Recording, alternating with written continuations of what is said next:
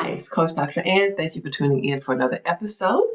I am Ann Hester. I'm a double board certified physician and health coach, and you can learn more about a variety of ways to prevent, treat, and reverse diseases naturally on my platform, patientworld.net. And most importantly, today I am your host. I am pleased to have a very important guest today who's going to give some great information about parenting and families. So, Don, I'm sorry, Fawn, It happens a lot. Fawn, please introduce yourself and tell the audience all about you. Oh, thank you. Thank you for having me, first and foremost. I'm very excited to be here. I'm Fawn Cronin. I work with families, parents, and students alike to help bridge gaps. So essentially, this comes from a place of, home for me with my own children. I'm a mother of three. One of whom is neurodivergent. So this is lived. It's all boots on the ground kind of work. But now I get to bring my experience and education to other families to help them bridge gaps the same way I have at home with my own children and between schools and home. So a lot of the work that I do is inspired from some of the obstacles I had to overcome on my own. But my passion and mission is to help others not feel so alone in the process and help give them some resources that I didn't have access to. Okay, that sounds great.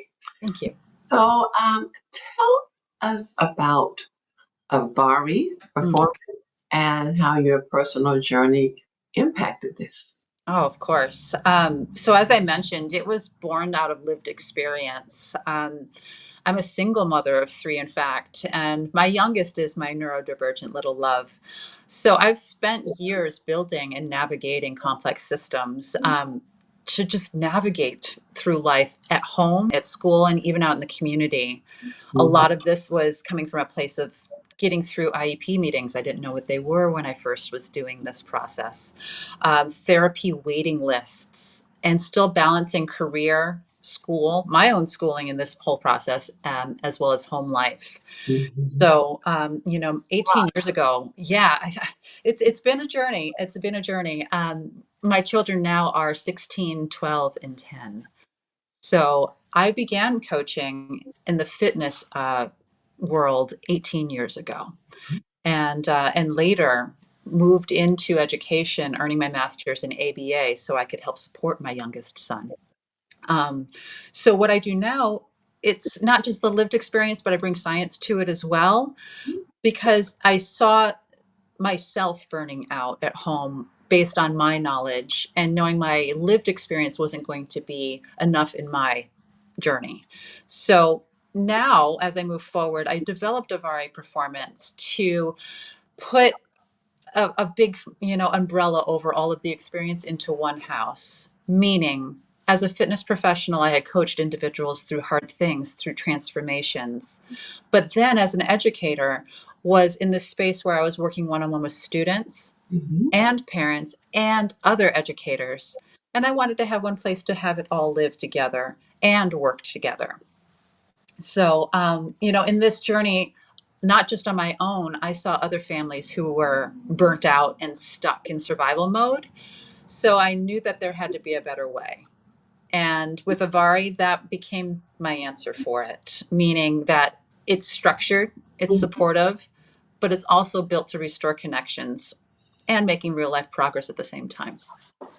So, what kind of traps do parents often fall into? Oh, probably one that I came into early on, which was overfunctioning, doing everything for their child or children instead of with them. Mhm. And it comes from love, but it also comes from a place of fear, which can block both children and parents from having independence. Um, and in that space, it can kind of keep us in this place of stuck rather than moving forward. Another one I would say is trying to fix behaviors instead of understanding what's underneath them. And in that space, when we approach challenges as skill deficits rather than actual character flaws, everything changes. It's something that, you know, I think a lot of parents come into the space where they have their ideal in their mind of how things are going to go when they first become a parent. I know I did. And then real life happens. And when those two don't necessarily come together, then they become repellent of each other. And then there's no progress. I would say one other one would be when parents chase the perfect routine and it backfires. I know I've done the same thing. Perfect routine for myself, and it will backfire because of expectation. And I've found it's more powerful to build adaptive systems that are firm but flexible in approach, and they allow us to grow together with our children and with others. So tell me the range of children that we're talking about, because certainly, when you talk about an IEP, Mhm. you can talk about, a variety of different issues. So Mm. could you kind of narrow down the specific sort of situation, family, child that you're talking about? Of course. I would say it can start as early as toddlerhood with the early intervention, but I feel like there's a lot of resource that can be available for that time once you are connected with it. So I say as early as that because are places where parents can fall where they're wondering, well, where do I even begin? Where I would work with the family at that point would mostly be with the parent, because once those systems and structures are in place, there usually is a process. For myself, I struggled mostly at that point because I was giving so many resources, but all of them were waitlisted. And Hmm. then I was stuck alone. So I will work with the parent when it's before school time happens to help them find resources. And should they not have those resources, then we may work into a family situation. Narrowing it down, though, it's not just school ages I work with. A lot of the spaces where I end up working are where service deficits happen. Sometimes it's that first year into kindergarten, maybe pre K didn't happen. I will help bridge those gaps as we transition from kindergarten through elementary. Another huge transition is between elementary and middle school because adolescence, it happens. It's Oh, going to happen, right? God. Big time, big time. And then as the transition from middle school to high school happens, that can go either way in terms of how smooth, because independence is wanted from the child, but maybe they don't have the skill set quite yet to manage their emotions that go along with those transitions. And in the end of it, where I've seen a bigger piece, when I say the end of it, the end of schooling in the conventional sense of high school, is transition into adulthood. So, to truncate this, the range of people I'm currently working with, in fact, are as young as 8 and all the way through middle age right now. So all the way through middle age? Yes, Well, parents are not included in that grouping. It's more of the adult skills of those who may still be cohabitating with parents but don't have the ability to live independently. that's awesome, It's cool. because there are so many people who 20s, 30s, 40s, they're still not there, and they have to have the resources to be able to take care of themselves because mom and dad won't always be there. That's absolutely true. And that's what I'm seeing too, real life. And in that real life place, maybe they're not aware. You know, the adult child's not aware that their resources as they've known them for 33, 35, 40 years is not going to always be the same. Absolutely. Mm. So let's talk a little bit about power struggles. Mm. When you have children without um, concerns such as these, there are power struggles. Do you see that there are any more power struggles because of frustration, Oh, or what has been your experience dealing with that? yes. Power struggles can come from many different angles with many different, presentations. I think a lot of it comes from expectation of self. I'm a parent. I should know what I'm doing. Why is my child not doing what I want them to do? What I'd like to see them do? Why can't I step up to the plate the way I'm supposed to? And those expectations are dampering, and they can be a power struggle within one person, not necessarily externally.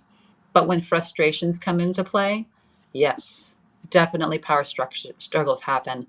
And when that happens, what I try to teach both parents and, child alike is how to create structured choice. Mhm. Different options, but within limits. So, what could that look like? It might look like, I don't want to clean my room. Oh, that's a normal one that I think neurodivergent or neurotypical child would have in place. I Mm. don't feel like doing that. Great. Yeah. So, the structured choice might be, you don't feel like doing that right now. I hear you. Does 12 o'clock, and maybe it's 10 o'clock in the morning, maybe say, does 12 o'clock or 1 o'clock work better for you? And they didn't Mhm. say anything about the future. They said right now. Yeah. And they have the structured choice to choose. Let's say they choose 1 o'clock. Great. How can I best support you for that 1 o'clock? Do you want a reminder or do you think you'll do it on your own? Another Mm. choice. I love that. It works. And Use then that. some days it doesn't work too. But when it does work, it comes back to this place of, well, I heard you make that choice. Did you want to make a different choice? And they say, yes, great. What are your thoughts? What's your plan? And often the child hasn't gone that far. Mm. Okay, so you don't have a plan. Why don't we stick with plan B, or sorry, plan A of starting at 1 o'clock? Do you want to start by picking up your clothes or making your bed? That's where the structured choice comes in and gives them a place to feel like they have some ownership in running the show. Mhm. Um, but I think it's also something that's building the routine together instead of imposing it on them. And so, where that comes into a power struggle, often that alleviates the first half of it. After that is consistency. So, consistency isn't going to always happen because we are humans. We're emotional beings. We have feelings. We have thoughts. We have preferences. So, what I talk about next when it comes to a power struggle is to be able to find connection in the real magic, which is co regulation. And that means showing up calm, consistent, and connected. It's not about doing that perfectly though. So I want to make sure I'm clear on that. It's not about doing it perfectly, but it's building a system that if you know you're not going to be calm, you can say that. You can say, I need to take a minute and I will be back when I'm ready. And offer that to the child. It sounds like you're not ready right now. If they're having a meltdown or a temper tantrum, get down on their level if they're little, hold their hands if they're ready, and say, I'm not sure we're ready to do this right now. Can we take a minute? And that gives them a safe space to exist, knowing that they may be having a temper tantrum for many reasons, but perhaps it's the reason that they feel safe in your presence to do so. Create space for it. And when, I think about if I'm in a place where I'm upset or frustrated, I'm not really ready to make a good choice. Mm. Children have even less skills in that department. And if we are dysregulated along with them, we're teaching them how to do that more. So give them space to do it. Doesn't mean we can't have our moment, but we have more skills usually. But if we don't, I'm happy to come by and say hello. That is very profound information because when you're in the midst of it Mhm. with your child, you wouldn't normally think of that. Mhm. Oh, that's really very good information to have Thank you. as a parent. So let's talk about how your coaching model differs from therapy. And let's go back. You mentioned that you have a master's. I think you said ABA. Yes, yes. What is ABA? And then go into the other question. Of course, of course. So, ABA is actually applied behavior analysis. And a little background, I actually got into that because during the time where I was waiting for services to open up from the wait list for my youngest son, this term ABA came across my desk. And I didn't know what it was. I didn't realize that there was going to be therapy within behavior for my son. Because I didn't know the world of behavior quite yet. So, when that came across my desk and we were on this wait list, the pandemic happened and we went into lockdown. And I received a phone call from a specialist who was wonderful. She was the rock that I broke myself on continually as I learned how to navigate this. And she told me a little bit about it. And she broke it down simply for me with two caveats. One, there's going to be good news and bad news during this time of shutdown. where she says, so the bad news is you're on a wait list and you're still going to be on a wait list for a while. I Mhm. said, okay, so why don't we talk about the good stuff? She said, the good news is you're going to do it. And I said, I don't even know what this means. What's ABA? She says, well, let's just keep it simple. You're going to take data on the behaviors that aren't working. I said, which ones? There's so many that aren't working. And so, long story short, I looked at the top 3 things that were happening that weren't creating quality of life for my youngest or for our family. And I tracked how they were coming into our world every day. And so, as we were coming into the space where my son was going to go to kindergarten, I said, I probably should know more about that. So I decided to go in to get my master's in this space. And I learned a lot about ABA. Some that worked, much of it I didn't, necessarily connect with for my situation, but it helped me see what was out there already and what I thought would work moving forward for my family. And essentially now where we are here. So it's about observing behaviors, not diving into the psychology of it, literally just observing what's happening and seeing what's happening in order. Perhaps that could be rearranged to help support someone better if they're having a hard time. So, how does that differ from therapy? How does my coaching model differ? Well, I think about therapy as often about insight and emotional processing. Mhm. And it's so valuable, absolutely valuable. But for my model, coaching is about implementation. And I'm in the weeds. In my situation, I was very much in the weeds. My job is to go be in the weeds with the families. And we build daily routines. We have structured follow through, navigating home, school systems, anything that you have in your life. We navigate that in the weeds together. So I'm not treating the diagnosis necessarily because there are specialists that do that. I am not a diagnostician either. So I help people move forward in real time while they're doing that piece on their own. And because of my background in behavior science, along with education and fitness, I bring a whole different perspective. It's a whole life perspective. Mhm. So we look at executive function, nervous system regulation, and even physical health all in one place. And that's how it's different from therapy. Okay.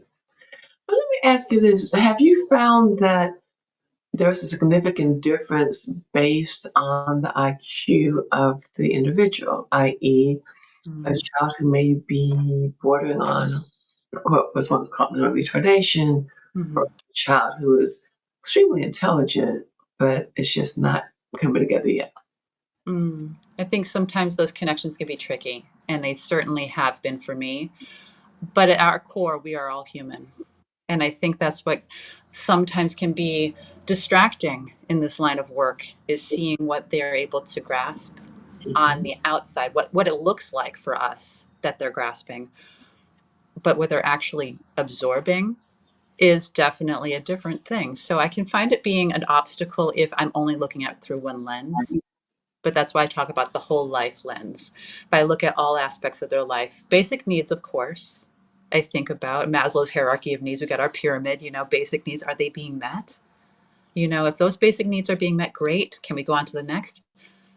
Not everybody climbs the whole pyramid, but human level, I really dive deep into that, getting to the whole person and the whole human experience versus just hyper focusing on one deficit, which can get in the way of doing any good work together. Okay. What about movement? What role does movement play in all of this? It's central, absolutely central. It is at the core of everything.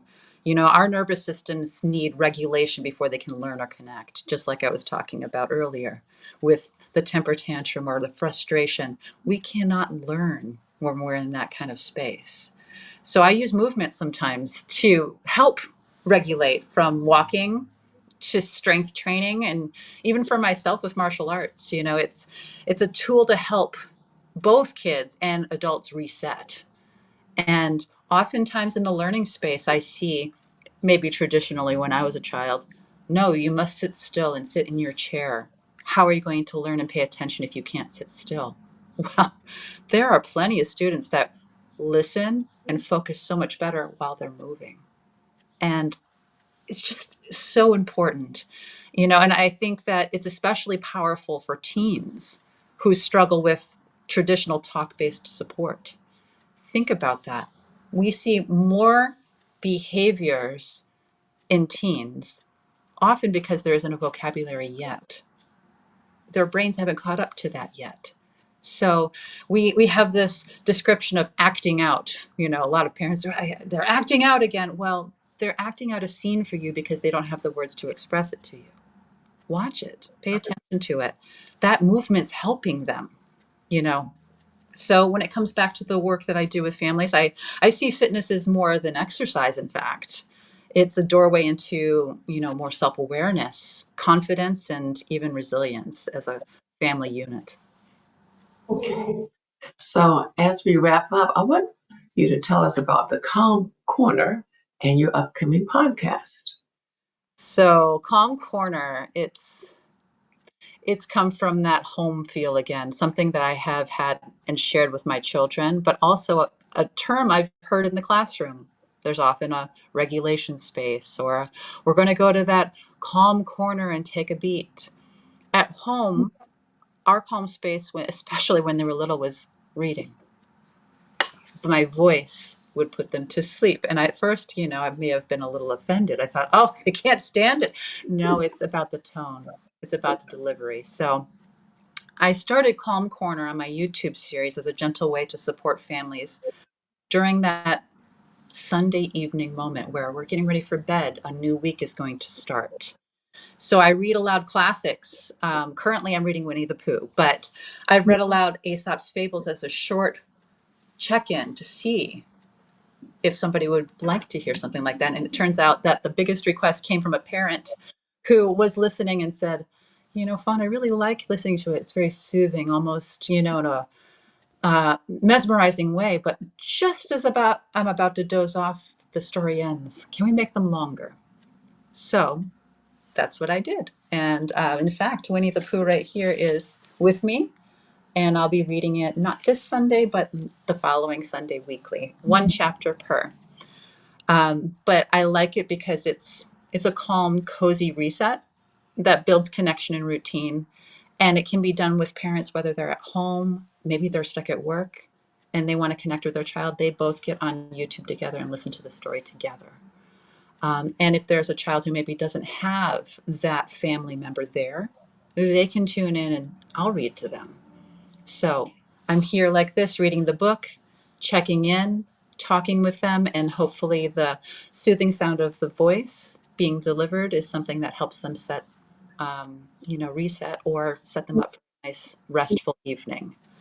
So I want to interject there. When I was growing up, Pooh Bear was a staple. Actually, my childhood nickname that I'll never divulge, never, ever. I'm telling you, is a takeoff on Pooh Bear. And to this day, my older sister still refers to me by that takeoff of Pooh Bear. So my mother loved teaching us, reading us about Winnie the Pooh and also Aesop's Fables. I think my favorite one was the strawberry dropping, dropping what you have. Yeah. To get something else. So that it's amazing that I'm going back to my childhood quite a few decades ago, before you were born. And that's what my mother did. So what a cool connection. I love that piece. Yes. They're timeless pieces to hear. And I love that, there are over 600 Aesop's Fables. Not all of them will be read because some of them can get a little scary, but most of them have a really good moral aspect that we can come back to. That's getting back to basics, just keeping it simple. And in short ways, if there's a short attention span, great. Let's work on the short start and then build it up over time. Absolutely. Yeah. So what about your podcast? What's the name of your podcast and how can people view great. it, listen I'm to so it? happy that you asked about this. So this fall, I'm launching Parenting with Purpose. And it's going to be a podcast for parents who want grounded, real conversations, no fluff, just getting right to the nitty gritty, real talk. We're going to talk about systems, boundaries, that's a big one, neurodivergence, and emotional strength. and all through a lens of compassion and practical action. Where that will land, we will find out soon. So if you find me on my Facebook page, Avari Performance, you will see all those updates come there as to where you can find this podcast.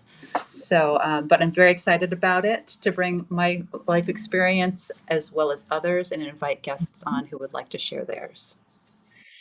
Well, you definitely have a wealth of information that can help many people, and I wish you all the best. But before we go, Mm, you said people can find you on Facebook at yes, Avari Performance. that's correct. Is that so? Spell Avari. Of course, it's Avari. Okay. And is there any other way you want people to reach out to you? Oh, of course. You can find me as well on my website, which is avariperformance.com, or Okay. on Instagram at avari.performance.